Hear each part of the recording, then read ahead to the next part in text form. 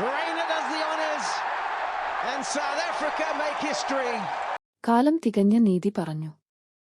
ദക്ഷിണാഫ്രിക്കയുടെ കിരീടനേട്ടം. പതിറ്റാണ്ടുകൾക്കുള്ള ദുഃഖം. ഓരോ ഫൈനലിനും ശേഷം വീണ്ടും മടങ്ങുന്ന സ്വപ്നങ്ങൾ. ഒടുവിൽ ഇന്നെന്താണ് സംഭവിച്ചത്? 1992 മഴ നയിച്ച നീതി, 1999 കുന്തം കുത്തിയ ഭാഗ്യം, 2015 അവസാന ഓവറിൽ പൊളിഞ്ഞ പ്രതീക്ഷ. ലോകകപ്പ് ഫൈനലുകൾ ദക്ഷിണാഫ്രിക്കയ്ക്കു പ്രതീക്ഷകളെ കവചമാക്കിയ ക്ഷതങ്ങളായിരുന്നു. എത്രയോ ലെജൻഡുകൾ. ഡൊണാൾഡിന്റെ തീക്ഷ്ണത, കലിസിന്റെ കരുത്ത്, എബി ഡിവിലിയേഴ്സിന്റെ മായാജാലം.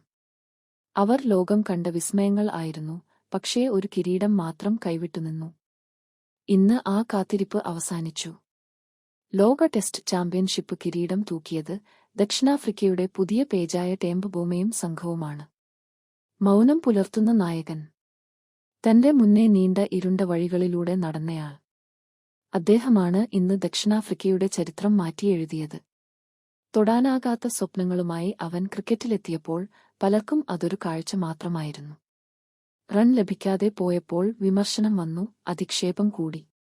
പക്ഷേ അവൻ ചുമന്നത് അങ്ങേയറ്റം കഠിനമായൊരു സത്യം. ദക്ഷിണാഫ്രിക്കയിലെ അവഗണിക്കപ്പെട്ട ജനതയുടെ പ്രതിനിധിത്വം. ഇന്ന് ആ യാതനയ്ക്കും ആ കഷ്ടപ്പാടുകൾക്കും ഒരു അർത്ഥമുണ്ട്. ആദ്യ കപ്പ്.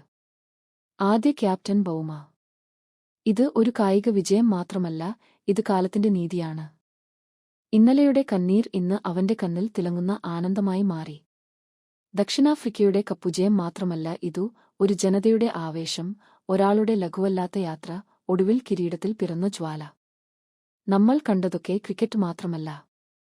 ഒരാളുടെ മനസ്സ്, ഒരു രാജ്യത്തിന്റെ പ്രതീക്ഷ, ഒരു തലമുറയുടെ അഭിമാനം.